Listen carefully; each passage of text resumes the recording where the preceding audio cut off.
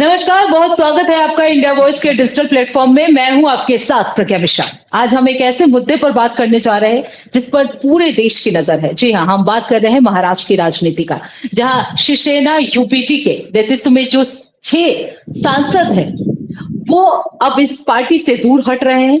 उन्हें लेकर चर्चाएं भी बहुत तेज हो गई हैं। इसी मुद्दे पर चर्चा करने के लिए हमारे साथ अरविंद कुमार भी दिल्ली से जुड़ चुके हैं। अरविंद, अगर महाराष्ट्र की राजनीति की बात की जाए तो इस समय हलचल जो है वो तेज देखने को मिल रही है। शिवसेना यूबीटी के 6 सांसद जो हैं वो बागी बन चुके हैं, वो पार्टी से हटने के लिए तैयार है और ऐसे में आज बैठक भी बुलाई गई थी दिल्ली में, जिसमें कोई भी सांसद जो है वो वहां पे नहीं पहुंचे। वजह क्या रही नहीं पहुंचने की? क्या वो वाकई पार्टी छोड़ने के मूड में है? देखिए प्रज्ञा, जिस तरह से लगातार शिवसेना उद्धव ठाकरे की जो गुट की पार्टी है, जिनका जो सांसद में प्रेजेंट करते हैं 9 सांसद, उसमें 6 सांसद पार्टी से अलग होने की फिराक में तो है। ये आज प्रमाणित भी हो गया, क्योंकि ये उम्मीद लगाई जा रही थी कि पिछले 1 महीने से कि जो महाराष्ट्र में है, जो शिंदे गुट की जो शिवसेना है, वो कहीं ना कहीं उद्धव ठाकरे की सेना, जो शिवसेना है, उसमें उनके पार्टी के सांसद या फिर विधायकों को तोड़ने में लगी हुई थी। यानी महाराष्ट्र में कहें तो ऑपरेशन टाइगर चल रहा था। टाइगर के माध्यम से आपने देखा कि लगातार जिस तरह से शिवसेना में जो टूट की खबरें आई, महाराष्ट्र से लेकर दिल्ली तक जिस तरह से हलचल मची, लगातार जो शिवसेना के जो सिपाही हैं, जो उद्धव ठाकरे के सबसे भरोसेमंद चेहरों में से एक है, संजय राउत 3 दिन से डेरा डाले हुए थे दिल्ली में, और वो लगातार अपने 6 सांसदों से वो जुड़ने की कोशिश कर रहे थे, लेकिन एक भी सांसद उनसे मुलाकात नहीं की है और ना ही उनसे फोन पर किसी की बात हुई थी। 2 दिन पहले तो वो ऑल इज वेल की बात कर रहे थे कि हमारी पार्टी में ऑल इज वेल है, कोई भी सांसद हमारी पार्टी से टूटा नहीं है। लेकिन कल जिस तरह से उन्होंने प्रेस कॉन्फ्रेंस कर अभद्र भाषा का जिस तरह से उन्होंने प्रयोग किया, यानी कहे तो हम आपको ये टीवी स्क्रीन या फिर डिजिटल प्लेटफॉर्म पर वो जो शब्द उन्होंने यूज किया है, वो शब्द को तो हम नहीं कर सकते हैं। चूंकि वो सफाई दे रहे हैं कि महाराष्ट्र में वैसी भाषा चलती है, लेकिन पूरे भारत में वैसी भाषा तो चलती नहीं है। पत्रकारों के सामने वैसी तो भाषा चलती नहीं है, लेकिन जो भाषा की उन्होंने प्रयोग किया तो वो तो हम नहीं कर सकते हैं। लेकिन इतना तो कंफर्म था, उनके भाषा से ही लग रहा था कि पार्टी में कहीं ना कहीं फूट है। वो आज जो पार्लियामेंट बॉडी की बैठक बुलाई गई थी, जिसमें सभी 9 सांसदों को उपस्थित रहना अनिवार्य था, क्योंकि जो पार्टी के मुख्य सचेतक हैं, उन्होंने एक लेटर जारी किया था और लेटर जारी करके बताया था कि 11 बजे से सभी को बैठक में शामिल होना है। 11 बजे से 1 बजे तक 3 सांसद बैठे रहे, संजय राउत भी बैठे रहे, लेकिन एक भी 6 सांसद में से किसी भी ने भी आने की कोशिश नहीं किया, ना ही उनसे कोई संपर्क किया। 1 बजे जब मीडिया ब्रीफ हुआ तो उन्होंने अपनी भड़ास पूरी निकाली। भड़ास इतना ही नहीं, लोकसभा अध्यक्ष जो है ओम बिरला पर भी उन्होंने भड़ास निकालना शुरू कर दी, क्योंकि ओम बिरला भी उड़ीसा में है, राम मंदिर गए हुए थे, तो अब वो पता नहीं वो दर्शन करने जा रहे हैं भगवान का। यहाँ पर संविधान का वो धज्जियां उड़ रही है, सरकार द्वारा संविधान की धज्जियां उड़ा रही थी, हमारी पार्टी को तोड़ा जा रहा है। यानी अब वो पूरी तरह से जिस तरह से बौखलाहट होती है ना, संजय राउत के चेहरे पर दिख रहा है।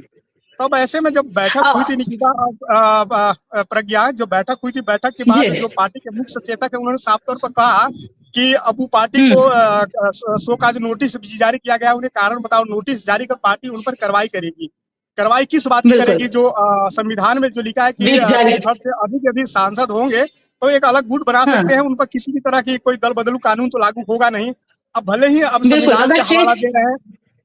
जी बिल्कुल, जिस तरह से 6 सांसद जाएंगे तो 2/3 मेंबर जो है ऑलमोस्ट पूरे हो जाएंगे। लेकिन अरविंद, अगर बात की जाए, क्योंकि जिस तरीके से 2022 महाराष्ट्र की राजनीति में वो भी बड़ा दिन था, जो शिवसेना जो है 2 भागों में बटी थी।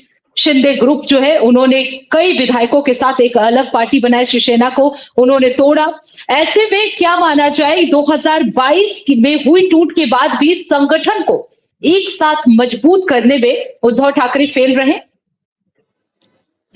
कहा तो यही जा सकता है कि भाई 2022 में जिस तरह से आपकी पार्टी टूटी थी, उसके बाद से चुनाव भी हुए, विधानसभा का चुनाव हुआ, आपको कितनी सीटें मिली ये जग जाहिर है। सभी लोग जानते हैं कि आपका संगठन कितना मजबूत और कितना सही रूप से काम कर रहा है। 9 सांसद आपके जीत के आए थे 2024 लोकसभा में, और उसके बाद फिर आपके 6 सांसद टूट गए। तो ये शिवसेना में ये पहली बार नहीं हुआ कि पार्टी में टूट होती है, इससे पहले 3 बार टूट हो चुकी है। उस समय बाला ठाकरे भी थे, तो उस समय भी पार्टी में टूट हुई थी। उसके बाद जब उद्धव ठाकरे के नेतृत्व में जब पार्टी आई तो उस समय भी पार्टी में टूट हुई 2022 में सबने देखा। हाँ जिस तरह से सरकार आप चला रहे बिल्कुल। थे, मुख्यमंत्री अब बने हुए थे 2022 में, और हम्म लेकिन जैसे ही हम्म पार्टी टूटी तो उसके बाद आपकी मुख्यमंत्री की कुर्सी चली गई। शिवसेना के बिल्कुल। एकनाथ शिंदे हैं, उन पर पार्टी के जी अधिकतर विधायकों ने भरोसा जताया और उनके साथ चले गए। एकनाथ शिंदे हाँ मुख्यमंत्री भी बने और सरकार भी चलाई। उसके बाद फिर चुनाव भी हुआ। आपने देखा कि भी पार्टी किस रूप में एकनाथ शिंदे के साथ इंटैक्ट रही और सबसे अधिक विधायक बिल्कुल भी बिल्कुल। वो जिताए। तो अब जी ऐसे में आप कह रहे हैं कि हमारा संगठन मजबूत है, हमारे कार्यकर्ता हमारे साथ इंटैक्ट हैं, तो किस बात के आपके बिल्कुल। कार्यकर्ता आपके इंटैक्ट हैं? भाई आप जब बड़े दल के रूप में आप साबित तो हुए नहीं। बड़े दल के रूप में यदि बिल्कुल। आप शामिल होते तो कहा जाता कि आपकी पार्टी बहुत मजबूत है, संगठन में आपकी हम्म पकड़ अच्छी है और आम कार्यकर्ताओं की आप बात सुनते हैं तो आप मजबूत हैं। लेकिन हास्य आपका क्या हुआ? खैर वो तो जग जाहिर है कि महाराष्ट्र में किस तरह की राजनीति होती है, ये किसी से छिपा नहीं है। बिल्कुल। लेकिन संजय राउत जिस तरह से बयान दे रहे थे प्रज्ञा, तो आप समझ सकती हैं उनके बयानों से कि उनके बयान में कितनी बौखलाहट दिख रही है। पार्टी तो टूटना बिल्कुल तय अब मुझसे। माना ही जा रहा है। अभी तो सूत्रों के हवाले से ही खबर चलेगी कि भाई पार्टी में टूट है और जो 6 सांसद जी जो जिनका नाम है कि संजय जाधव हैं, या फिर कहें जी कि भाऊ साहेब बकचोर हैं, संजय देशमुख है, नागेश्वर पाटिल, बिल्कुल। आसेकर हैं, संजय जीना पाटिल और ओम राजे हम्म निबांकर ये हैं। सभी 6 तो विधायक हैं। जी बिल्कुल। हाँ, तो ये सारे जो सांसद हैं वो एकनाथ शिंदे के हम्म साथ जाने की फिराक में हैं। क्योंकि पिछले 3 दिनों से जो डिप्टी सीएम है एकनाथ शिंदे वो दिल्ली में ही हम्म हैं और कहा जा रहा है कि जो ये सभी सांसद है जो वो एकनाथ शिंदे के संपर्क में है। अब जग जाहिर तब यानी होगा उनसे जब लोकसभा अध्यक्ष के मुलाकात हुई पास थी। तो जब जग जाहिर तो प्रज्ञा ये हो सकता है ना कि भाई आप जब वो 6 सांसद गुट बनाने के लिए लोकसभा अध्यक्ष को पत्र लिखे या फिर शिवसेना गुट बिल्कुल। में शामिल होने के लिए पत्र लिखे तो जग जाहिर हो सकता है। हम्म तो ये जो हवाले से खबरें जो आ रही है तो ये तो जग जाहिर है कि भाई आज न कल तो ये पार्टी के जो नेता है पत्र लिखेंगे लोकसभा अध्यक्ष को। आज ही की हाँ उम्मीद थी कि आज ही पत्र लोकसभा अध्यक्ष को लिखा जाएगा और सभी जो 6 सांसद है वो मिलकर अपनी बात रख सकते हैं। लेकिन लोकसभा अध्यक्ष लेकिन कोई भी। दिल्ली से बाहर है और एकनाथ जी शिंदे भी दिल्ली में है। तो अब ऐसे में अब कल की उम्मीद लगाई जा सकती है कि भाई कल कुछ और हो हम्म सकता है, क्योंकि जिस तरह से आप ऐसे में धमकी भरे लहजों में आप जी बिल्कुल अरविंद ऐसे में क्या माना जाए अगर ये 6 सांसद अलग होते हैं शिवसेना की यूबीटी से तो क्या इनके संसदीय ताकत पर भी कोई असर जो है वो देखने को मिलेगा? संसद में उनकी स्थिति क्या होगी अगर ये 6 सांसद जो है हटते हैं तो? देखिए निकिता, माफ करिएगा प्रज्ञा, जी जी। जिस तरह से जो हम्म बातें हो रही हैं कि भाई जब ये 6 सांसद टूटेंगे तो इनकी संसदीय पर क्या संशय रहेगा। तो टूट हट जी तो भाई इनकी संख्या आंकड़ा है, इन पर तो दल बदल कानून भी लागू तो नहीं होगा। संविधान जो कहता है बिल्कुल कि दल नहीं। बदल कानून इन पर तो लागू नहीं होगा, इनकी संसदीय नहीं होता बरकरार है तो। रहेगी। और अब इनके ऊपर हम्म डिपेंड करता है कि ये गुट बना के अलग खेमे में बैठेंगे या फिर एकनाथ हम्म शिंदे के साथ जाकर एनडीए खेमे में बैठेंगे। ये तो अब बिल्कुल। जब लोकसभा अध्यक्ष के पास जो पत्र जाएगा उसमें जग जाहिर होगा। लेकिन इतना तो तय है कि 6 सांसदों की सांसदीय नहीं जाएगी, ये तो कंफर्म है। अब सवाल ये कंफर्म है है कि बिल्कुल। जिस तरह से कहा यह भी जा रहा है कि जिस तरह से पश्चिम बंगाल में टीएमसी टूट गई, दिल्ली में अरविंद बिल्कुल केजरीवाल की बिल्कुल। पार्टी टूट गई और अब हम्म महाराष्ट्र में शिवसेना उद्धव ठाकरे की गुट टूट गई। तो कहीं ना कहीं बीजेपी का एक जो कुनबा है वो मजबूती होते हुए दिख रहा है। बीजेपी अलायंस हम्म की बात हम नहीं कर रहे हैं क्योंकि क्षेत्रीय दलों का जिस तरह से वर्चस्व था, बीजेपी के कम सांसद थे तो कहा जा रहा था कि बीजेपी थोड़ा दब के काम कर रही है। लेकिन जिस तरह से बिल्कुल। कुनबा बीजेपी का बढ़ रहा है, अब तो चर्चा ये भी है कि यूपी में हाँ समाजवादी पार्टी भी टूटने के कगार पर है। टूटने की कगार पे। क्योंकि हाँ इस तरह की बहुत सारी क्योंकि आप जिस बयानबाजी तरह जो से है। जी बिल्कुल अरविंद जिस तरह अब यूपी में भी इस तरह की चर्चाएं जो है वो तेज हो गई है लेकिन अगर हम महाराष्ट्र की बात की जाए अरविंद क्योंकि जिस तरीके से शिंदे इससे पहले मुख्यमंत्री के रूप में वो महाराष्ट्र में अपना सर्विस दे चुके हैं अगर ये 6 विधायक उसमें शामिल होते हैं तो क्या माना जाए एक बार फिर से शिंदे जो है वो मुख्यमंत्री बनने की प्रयास करेंगे या फडणवीस के लिए कोई चैलेंज हो सकता है बीजेपी की अगर बात की जाए तो अगर ये 6 देखिए विधायक शामिल होते हैं तो? देखिए ये तो आपने बहुत बड़ी बात कही है प्रज्ञा। और संभावित उम्मीद भी यही लगाई जा सकती है कि जब शिंदे गुट मजबूत होगा तो कहीं ना कहीं महाराष्ट्र में जो जी एक नाथ शिंदे हैं वो मजबूत होंगे। तो एक नाथ बिल्कुल शिंदे को जिस तरह से दबाने की कोशिश, उम्मीद भी तो यही की जा रही थी कि एक नाथ शिंदे को भारतीय जनता पार्टी दबाकर ही राजनीति कर रही है, लेकिन अब जिस तरह से लोकसभा में उनकी मौजूदगी मजबूत होगी, जी कहा यह भी जा रहा है कि विधायक भी टूटेंगे। शिवसेना उद्धव ठाकरे के जो विधायक हैं वो भी टूटेंगे और शिंदे गुट में शामिल होंगे। तो अब ऐसे में अब तो महाराष्ट्र की मुख्यमंत्री के कुर्सी को लेकर सबसे बड़ा दाव एक बार फिर से चलेगा। क्या वहां के क्योंकि देवेंद्र फडणवीस जी जी हाँ बिल्कुल अरविंद, क्योंकि जिस तरीके से जब फडणवीस को सीएम बनाया गया था उस वक्त भी शिंदे के पास विधायक ज्यादा थे, लेकिन बावजूद उसके फडणवीस को बनाया गया। लेकिन ऐसे में अगर अब शिंदे की स्थिति काफी मजबूत हो जाएगी तो एक बार फिर से सीएम बनने की प्रयास जो है वो कर सकते हैं। देखिए, राजनीति संभावनाओं का खेल है और जी राजनीति में कभी भी संभावना कुछ भी बदल सकती है। इसमें किसी से जग जाहिर है, किसी से छिपा भी नहीं है कि पल भर में राजनीति में क्या होगा किसी ने जाना नहीं है। बिल्कुल क्योंकि ये जो समीकरण की जो राजनीति होती है ना, वो समीकरण की राजनीति में सभी दल चाहते हैं कि हम मजबूत होके हैं। अब ऐसे में बिल्कुल जब बिल्कुल शिंदे जब मुख्यमंत्री नहीं बने थे महाराष्ट्र में, तो कहीं ना कहीं उनके चेहरे पर एक सिकन दिख रही थी भाई, कि उनके चेहरे पर सिकन बिल्कुल साफ तौर पर दिख रही है। तब ऐसे में जब वो जी मजबूत होंगे तो कहीं ना कहीं एक दबाव की भी राजनीति महाराष्ट्र में वो कर सकते हैं कि भाई अब कुछ दिन आप मुख्यमंत्री रहे, कुछ दिन अब हम मुख्यमंत्री रहेंगे। जिस तरह से आपने देखा होगा कि कांग्रेस पार्टी डी सुकुमार को बनाया वहां पर मुख्यमंत्री, तो कहीं ना कहीं महाराष्ट्र में भी जी वो राजनीति देखने को मिल सकती है। लेकिन अभी बिल्कुल एक नाथ शिंदे की तरफ से कुछ प्रतिक्रिया सामने नहीं आई है। 3 दिन से दिल्ली में है, हाँ लेकिन मीडिया कर्मियों जी से वो दूरी बना चुके हैं कि अभी वो किसी से बात नहीं कर रहे हैं। अब जब बिल्कुल वो मीडिया कर्मियों से बात करेंगे प्रज्ञा, तो वो समझ में आएगी कि आखिर वो चाहते क्या हैं। क्या फिर महाराष्ट्र में बिल्कुल सत्ता परिवर्तन होगा, क्या वो मुख्यमंत्री बनेंगे, या फिर कोई बड़ी या बिल्कुल जिम्मेदारी उनको वहां पर मिलेगी। क्योंकि नगर निकाय चुनाव में भी आपने देखा होगा कि उनकी दबदबा बेशक बहुत बिल्कुल मजबूत है। हाँ तो कहीं ना मजबूत कहीं रही थी। अब जब उद्धव जी बिल्कुल अरविंद, क्योंकि जिस तरीके से लगातार इस समय महाराष्ट्र में एक टर्म्स चल रहा है ऑपरेशन टाइगर, उसको लेकर क्या कहना चाहिए? किस संदर्भ में ये पूरा काम कर रहा है? क्या ये लंबे समय से ये पूरा ऑपरेशन चल रहा था या जी इसके पीछे बिल्कुल, कोई जी बिल्कुल। जो ऑपरेशन टाइगर को लेकर जो चर्चा हो रही थी महाराष्ट्र में, आपने देखा होगा कि हर एक जगह पोस्टर लगाए गए हैं ऑपरेशन टाइगर को लेकर। बिल्कुल और वो भी किसके तरफ से लगाई गई है? वो भी शिंदे गुट के तरफ से ही लगाई गई थी। जो उनके एक नेता हैं, बिल्कुल उन्होंने एक बयान दिया जी था जी कि शिवसेना उद्धव गुट के जो जितने भी सांसद हैं वो हमारे संपर्क में है। तभी से उम्मीद लगाई बिल्कुल जा रही थी कि भाई एक ना एक दिन पार्टी टूटेगी। एक सप्ताह पहले ही यह चर्चा जोर पकड़ ली कि भाई टीएमसी के बाद अब ऑपरेशन टाइगर के माध्यम से महाराष्ट्र में जो शिवसेना उद्धव ठाकरे की जो गुट है वो अलग होकर जी वो बीजेपी को समर्थन करेगी या शिंदे गुट में वो जा सकती है। आनंद फानंद में दोनों तरफ से के जो बड़े नेता हैं वो दिल्ली में ही डेरा जी जमाए हुए हैं। हालांकि उद्धव ठाकरे की माना जा रहा था कि उद्धव ठाकरे भी दिल्ली आएंगे, लेकिन जिस तरह से खबरें सामने आई तो वो महाराष्ट्र छोड़कर दिल्ली नहीं आए। तो कहीं ना कहीं ये तो अब सत्यता होगी कि भाई आपकी पार्टी में टूट हो गई, आपके 6 विधायक अलग हो चुके हैं।